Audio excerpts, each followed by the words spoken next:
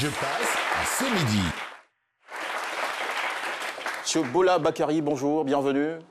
Bonjour Jean-Michel. Écoutez, c'est quoi déjà l'ingénierie industrielle, votre domaine de compétences?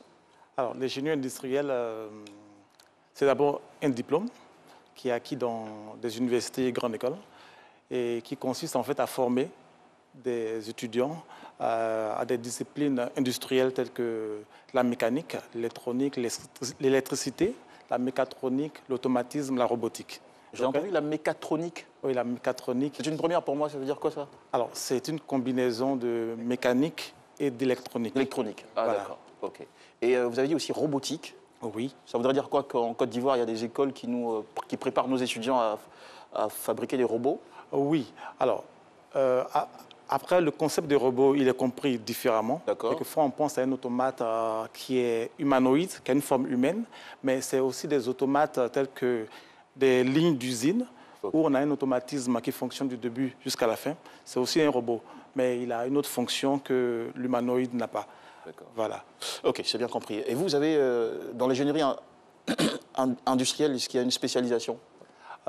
Des spécialisations? Oui, il y a des spécialisations, comme j'ai cité tout à l'heure. C'est-à-dire. Et la vôtre? Alors, moi, je suis spécialisé en automatisme et en robotique. D'accord, c'est très intéressant ça. C'est indispensable d'ajouter que vous êtes consultant dans le digital. Oui. Quelles sont les solutions que vous proposez à vos clients? Alors, je me suis mis sur une niche assez particulière. Ce que nous faisons essentiellement, c'est la récupération des données perdues. Donc, quand une entreprise a son disque dur ou son serveur qui crache, qui tombe en panne et qui n'a plus accès à ces données, nous, c'est essentiellement sur cette niche que nous nous situons. Mais après, on couvre, on fait tout ce qui est intégration de solutions.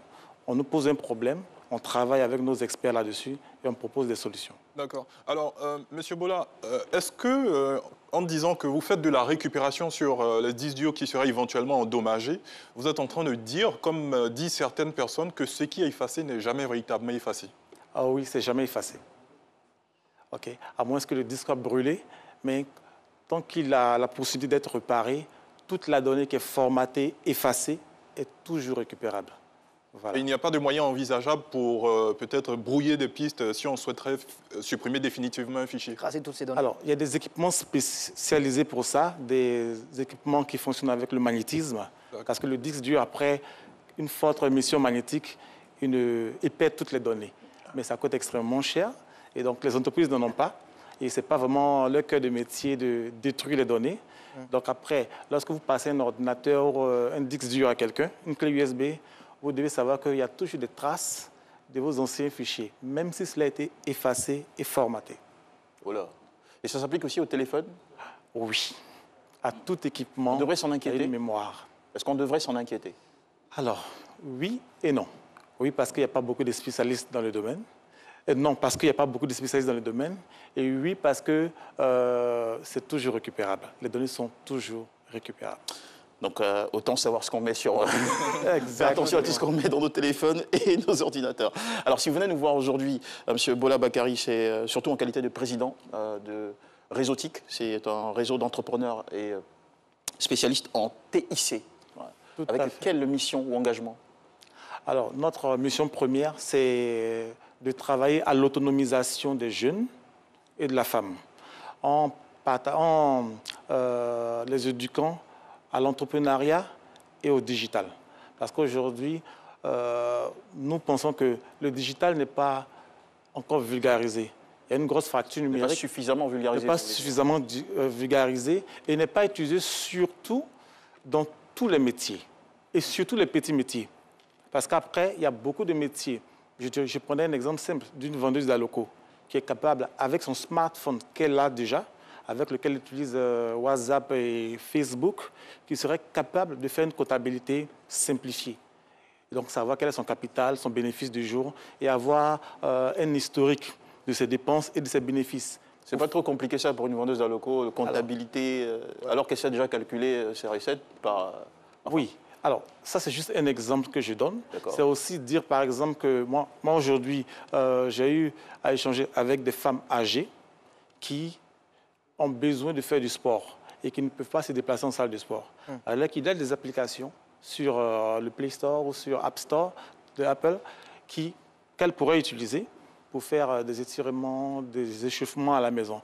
C'est juste dire qu'après, le numérique, c'est un bon serviteur qu'on a, mais parfois, on se laisse dominer par des applications en y perdant beaucoup de temps, au lieu d'utiliser toute... Alors on peut optimiser l'utilisation de Exactement. nos appareils numériques. C'est ça.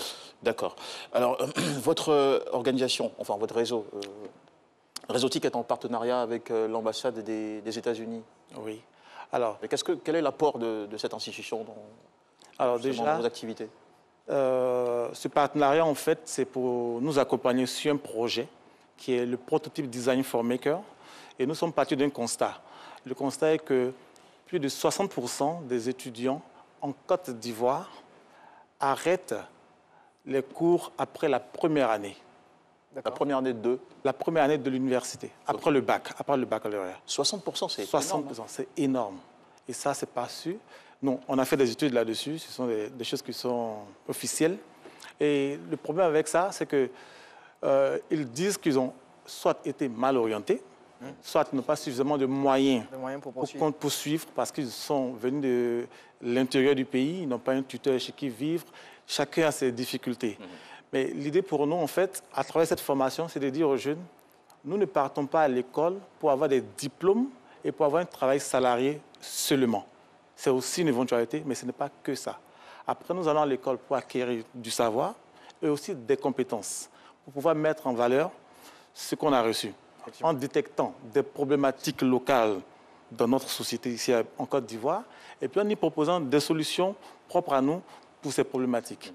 Donc, c'est donc l'objectif qu'on va atteindre au travers de cette formation. Savoir rapidement, parlons de cet appel à la candidature. Quel est le profil qu'il faut avoir pour prétendre y participer? Alors, le profil, il y a deux profils. Il y a un profil de compétences et puis un profil de motivation. Le profil de compétences, il est... Bon, on a besoin des étudiants qui sont entre la licence 2 et le master 2. D'accord. Et puis après, il y a aussi des compétences dont on a besoin. Il faut qu'il ait eu des études en mécanique, en design, c'est-à-dire tout ce qui est autour de la fabrication, construction, fabrication, en architecture. Parce qu'il y aura une formation spécialement pour le génie mécanique qui sera orientée vers l'impression 3D. Ensuite, il faut qu'il ait un autre groupe, il faut qu'ils aient des spécialités en électronique. Donc, qu'ils aient fait une école d'électronique, parce qu'il y a des bases que nous, on ne pourra pas donner en 4 semaines. Et enfin, il faut une spécialité en informatique, donc spécialité en développement d'applications et spécifiquement le langage Python. Okay. Donc après, c'est comme cela que les éliminations sont faites, pour la compétence. Pour la motivation... Bon, je sais que le Python, on m'a dit qu'il est délicieux, qu'il a un goût de poisson. Mais c'est quoi le langage Python? C'est un langage informatique? Oui, c'est un langage de programmation. Qui sert à quoi? Alors, il sert à plusieurs choses, mais essentiellement, dans notre cas, on va commander des nano-ordinateurs, des ordinateurs qui auront la taille qu'on appelle des Raspberry, qui ont la taille d'une carte de crédit, une carte magnétique, comme on dit ici. Voilà. Donc, c'est avec le Python qu'on peut développer des solutions, des applications pour cet ordinateur. C'est pas nocif, hein, ça fait pas mal. Non, non, non. D'accord, ok. À la longue, ça sera quoi? Tout ce que vous formez en mécatronique, en... Les débouchés, en fait. Voilà, les débouchés. Alors, on va sur une première... c'est 4 semaines de formation. D'accord. Pour ces 60 étudiants, 20 par spécialité. Après les 4 semaines, il y a une compétition. Lors de cette compétition, nous sommes en partenariat en ce moment avec des entreprises locales, avec qui nous avons travaillé sur des problématiques qui les concernent. Et eux, qu'est-ce qu'ils vont voir le jeu de la compétition? C'est de voir que les problématiques qu'ils ont partagées avec nous ont été solutionnées et ces solutions seront présentées. Comment? Sous forme de pitch ou Alors, pitch et prototype, c'est-à-dire qu'on aura un modèle de solution physique tangible qu'ils pourront évaluer. Voilà. Alors, concrètement, un mécatronicien, qu'est-ce qu'il peut apporter au développement de la Côte d'Ivoire? Alors, je vais prendre un cas assez précis. Un de nos partenaires que nous avons rencontré dans le domaine agricole nous a fait savoir qu'il y a aujourd'hui en Côte d'Ivoire un problème de main-d'œuvre agricole. Et ça, c'est sur toute l'étendue du territoire. Et donc, pour eux, aujourd'hui, il est essentiel de on va dire, mécaniser l'agriculture, c'est-à-dire mettre des machines à la disposition des populations. C'est un impératif en tout cas. Exactement. Mais le coût des tracteurs qu'on connaît, qui sont en Europe, c'est quasi impossible pour nos coopératives. Je ne parle même pas d'un seul exploitant agricole, pour une coopérative. L'idée pour nous, en fait, c'est de repenser des solutions locales adaptées à nos exploitants agricoles. Ils ont des motos, ils ont des tricycles qui pourraient être utilisés comme des tracteurs avec des systèmes mécaniques qui seront créés pour faire un entraînement.